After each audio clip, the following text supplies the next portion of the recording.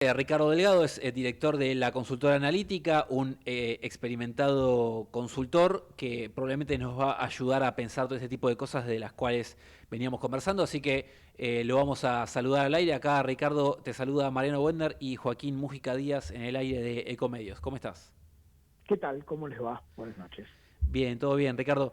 Me gustaría primero alguna primera consulta inicial respecto a si vos tuvieses que identificar eh, por qué el gobierno tuvo que pasar de el esquema económico que tenía hasta hace 3 días a este que parece completamente distinto y Ujú. evidentemente hay una decisión fuerte y un volantazo fuerte para ir hacia otra dirección. ¿Vos por qué crees que el gobierno lo tuvo que hacer en este momento? Bueno, me parece, Mariano, que era claro que el gobierno se había quedado sin capacidad de generar dólares suficientes para sostener un esquema cambiario que era muy rígido, esta de evaluación o de crawl al 1% que se había fijado desde febrero, había hecho perder una enorme cantidad de reservas, 5.000 millones de dólares en lo que va del año, y evidentemente, digamos, empezaba a tener dificultades para poder empezar a proveer dólares para que la economía funcione con cierta normalidad, para el pago de las importaciones, para atender el vencimiento de los bonistas en el mes de julio, y todo esto obviamente en un contexto de año electoral, en donde la discusión sobre el dólar tiene que estar, por supuesto, fuera de la mesa para que el oficialismo tenga alguna chance importante de ganar las elecciones en octubre, ¿no? Yo creo que ese es el trasfondo, el telón de fondo por el cual, bueno, llega justamente el fondo, valga la redundancia, con un nuevo programa que en algún momento iba a tener que llegar, pero a ningún gobierno le gusta cambiar en un año electoral de esquema cambiario, sobre todo en un esquema cambiario que le daba que le había dado por lo menos hasta enero éxitos en materia antiinflacionaria, éxitos muy claros, ¿no? Cuando vos tienes un dólar fijo, vos lográs, por supuesto, además con ajuste fiscal, lográs contener muy fuerte el aumento de los precios, cosa que había sucedido, como digo, hasta enero. Creo que se hizo más, y el gobierno está haciendo como también como corresponde en términos de comunicación política, de la necesidad virtud, ¿no? Se plantea esto como un salto cualitativo. Me parece que tiene que ver más que nada con algo que era absolutamente necesario para arrancar una etapa distinta, nueva, diferente del esquema económico. Ahora, de todos los problemas que vos identificás que el modelo cambiario, el esquema cambiario tenía hasta hace algunos días, viendo lo que hizo el gobierno con eso y el nuevo esquema al cual se embarcó, ¿vos crees que tienen chances más o menos considerables de solucionar esos problemas? ¿Van a tener problemas que antes no tenían? Ahí, ¿cómo observás el nuevo balance de pros y contras de un esquema distinto?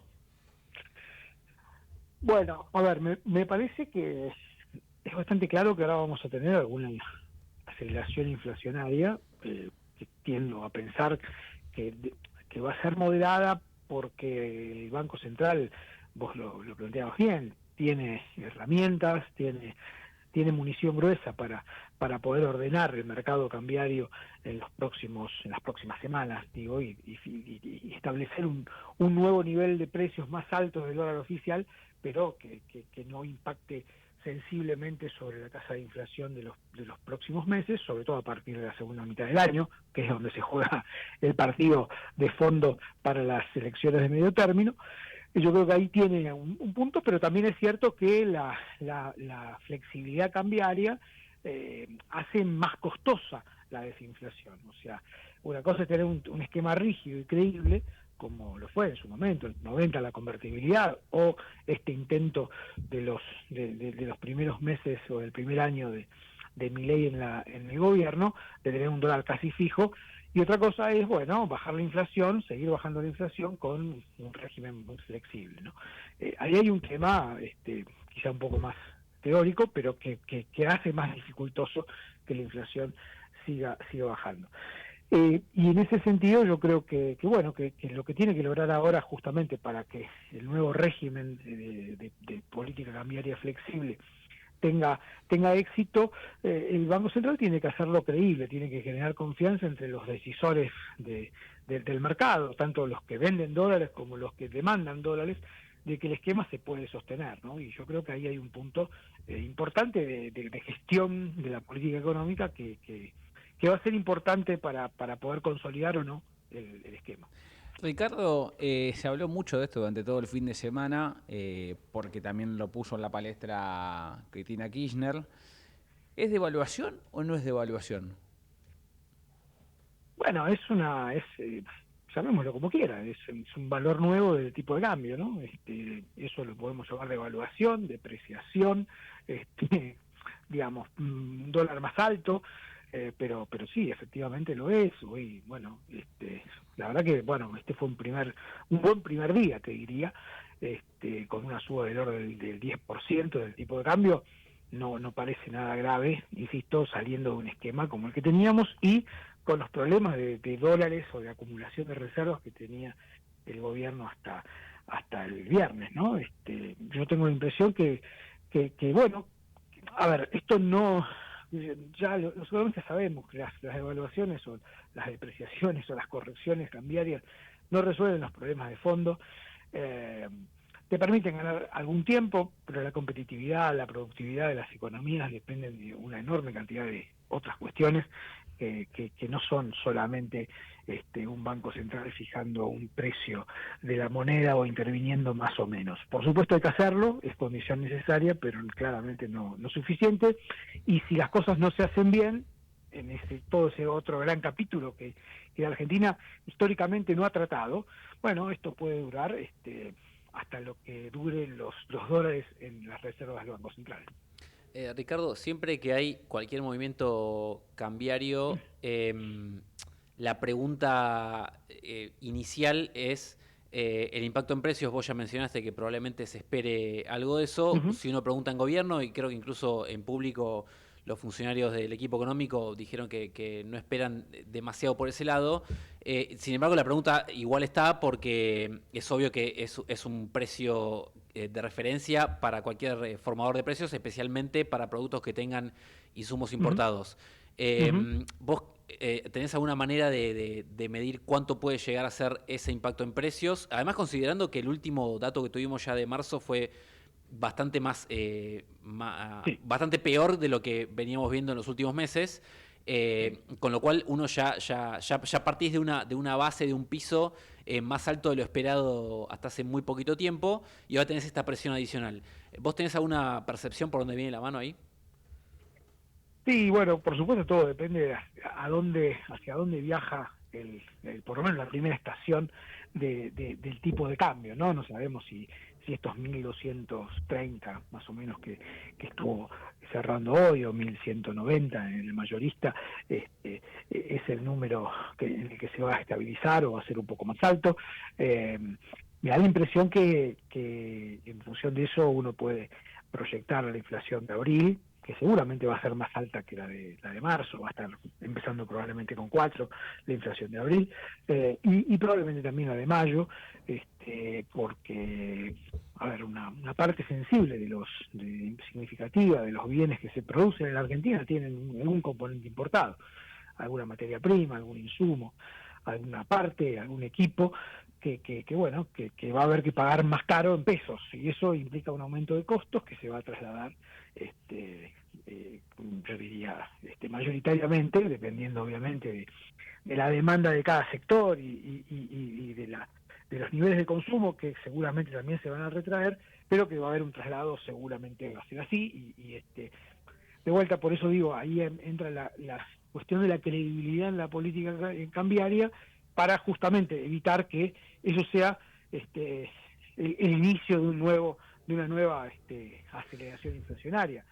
Lo que tiene que tratar el gobierno es de que esto sea un aumento solamente de una vez y después volver a desinflar, y de eso depende buena parte del éxito del esquema, ¿no? Hay un tema que por ahí, Ricardo, es menos comentado dentro de lo que tiene que ver con traslado de precios, y es que Uh-huh. por cómo está configurada la política tarifaria de este gobierno, posiblemente un movimiento del tipo de cambio implique también la necesidad que el gobierno creo que puede muñequear ahí como le parezca, pero evidentemente Sí, va a tener algún impacto por lo menos en el sí, costo de la generación de la energía y demás. Y eso puede sí, o claro. no trasladarse a las tarifas y puede llegar a tener un impacto adicional a todo lo que vos decís. Eso tiene que ser una lectura lineal, o sea, tendríamos que esperar ahí que el gobierno o ponga más subsidios o no sé, ¿qué podemos llegar a especular ahora tan temprano sobre eso? Bueno, claramente la política energética está dolarizada y esto hace que se encarezca la generación y obviamente esto termine trasladándose al precio final, tanto del gas como de los combustibles o de la electricidad, para poner algunos casos, ¿no? Eh, a ver, yo creo que el gobierno ahí tiene, obviamente, porque son tarifas públicas, tiene más manejo. De hecho, el año pasado, digamos, se prorrogaron, se postergaron algunos aumentos en distintos momentos, distintos meses del año, justamente para evitar impactos directos en la inflación. Yo creo que ahí hay un espacio para que el gobierno pueda meter el freno de mano discrecionalmente, a discreción, para evitar digamos bueno, que los precios que no puede manejar, que son los precios privados, no se vean demasiado influidos, por lo menos al principio, digamos, por las tarifas públicas, en términos bien concretos.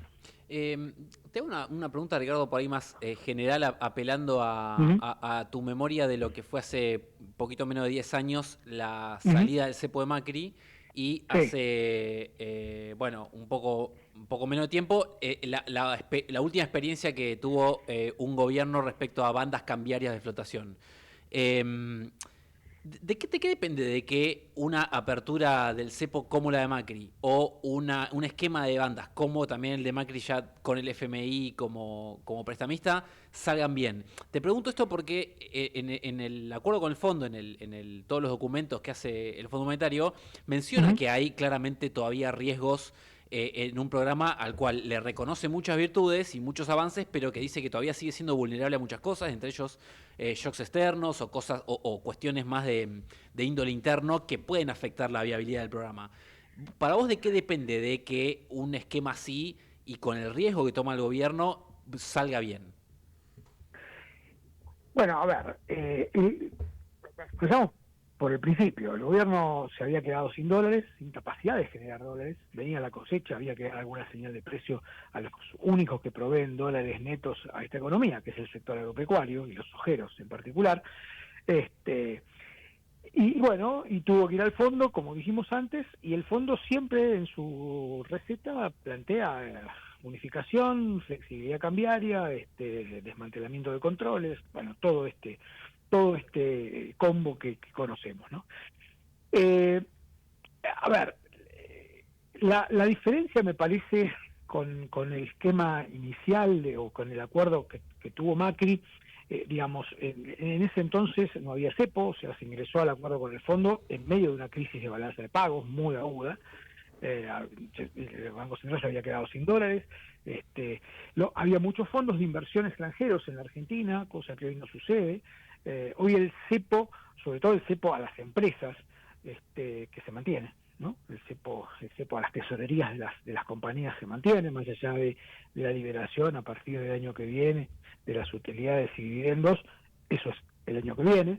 Hoy una empresa no puede dolarizarse alegremente como podríamos hacerlo nosotros, digamos, que eso es parte del levantamiento del cepo. En ese entonces la posibilidad de dolarización era automática y eso fue lo que pasó, ¿no?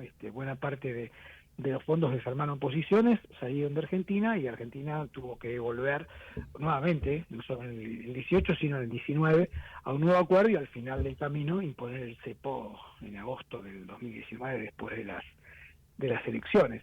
Hoy te diría, la situación es razonablemente más contenida. El aporte inicial de fondos es parecido al de Macri. Macri en el junio del 18, si mal no recuerdo, recibió 15.000 millones de dólares el Banco Central. Ahora estamos recibiendo 12 y se va a completar hasta los 15 en diciembre. Con lo cual, digo, me parece que hoy hay más relativas fortalezas, menos, si querés, menos cabos sueltos para para evitar una situación de crisis como la que se vivió entre el 18 y el 19, con el fondo adentro, ¿no? Inclusive. En ese sentido, digo, bueno, por supuesto todo depende de las decisiones que vaya tomando el equipo económico y el Banco Central, pero hay espacio como para evitar una situación, digamos, compleja, por lo menos en lo inmediato. Ricardo, recién decías vos, el gobierno en algún momento tenía que dar un mensaje al campo, porque son los que generan dólares netos. Uh-huh. El ajuste del tipo de cambio para el campo fue un beneficio, digamos, entiende que hay un dólar más competitivo, pero Uh-huh. ese mismo día, o sea, hoy, por la mañana, Milei le da una mala noticia en contraposición con el nuevo dólar, que es el regreso de las retenciones a partir de julio y con un mensaje muy clarito, ¿no? Si quieren liquidar, liquiden ahora. Eso te entendés, o sea, ¿cómo lo entendés en el contexto que se está dando? ¿Entendés esta medida del gobierno o esa expresión de Milei en este momento? Bueno, me parece que la intención del gobierno es véndanme todo lo que puedan, porque digamos, y de manera inteligente, digamos, se puso el cierre, me parece a mí, de esta suspensión temporal de las retenciones a la soja para julio, ¿no? Bueno, es una especie de toma y daca, estamos jugando al póker y de eso se trata, y el Banco Central tiene herramientas para poder administrar el juego en función de sus propios objetivos.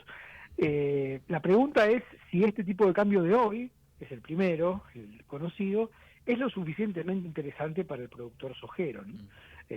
La pregunta es esa. Se alcanza, digamos, se alcanza 1.230. Claro, exactamente, estos 1.200 si son suficientes para, digamos, pensemos que el dólar blend la semana pasada cerró en 1.135, 1.140, no recuerdo, el viernes pasado. Entonces, digo, no es un número muy diferente al del viernes pasado, en ese sentido, ¿no? Pero bueno, me parece que, de vuelta, se irá testeando y verá el Banco Central si empieza a aparecer el offer, digamos, la oferta de los exportadores en el mercado, para ver si efectivamente el tipo de cambio es el tipo de cambio correcto.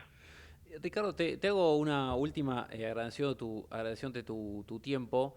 Es algo que veníamos comentando acá con Joaquín en algún momento del programa y que tiene que ver con, déjame decirlo así, la relación que Milei cultiva con colegas tuyos economistas. Es muy común ver a Milei tratando de a veces insultos de manera abierta o descalificaciones y demás a profesionales.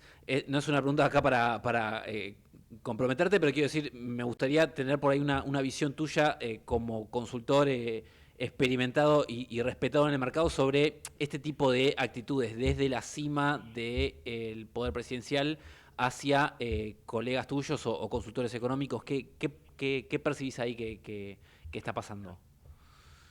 Mira, me parece que yo siempre creo que el respeto hacia el otro tiene que prevalecer, ¿no?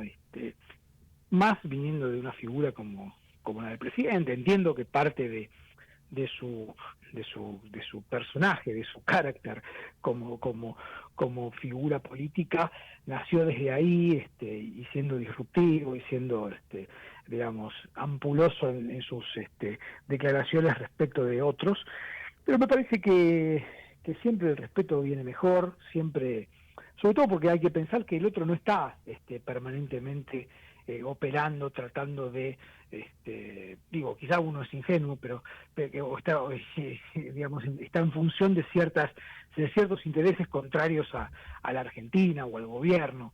La verdad que yo conozco a muchos colegas que han sido denostados e insultados, no solo por el presidente, sino también por toda su red y sus acólitos, que son gente de bien, gente que piensa, que puede pensar diferente, incluso diferente de lo que pienso yo, pero que es buena gente, que no está detrás de ningún interés oscuro ninguna cuestión mezquina, ni operando en favor de algunos sectores. Entonces, la verdad que a mí me parece que haría bien a la convivencia democrática, que siempre hay que preservar, sobre todo en momentos en donde, hay cambios profundos, radicales. Este es un gobierno que se caracteriza por intentar un cambio muy, muy radical, y que hay que trabajarlo para que, los costos de esos cambios, que siempre existen, sean los más sobrellevables posibles, ¿no? Ricardo Delgado, director de la consultora analítica, te agradecemos tu tiempo y tu análisis con nosotros en Ecomedios. Les mando un gran abrazo. Un abrazo grande. Ahí estaba entonces Ricardo Delgado, economista, director de analítica, y nosotros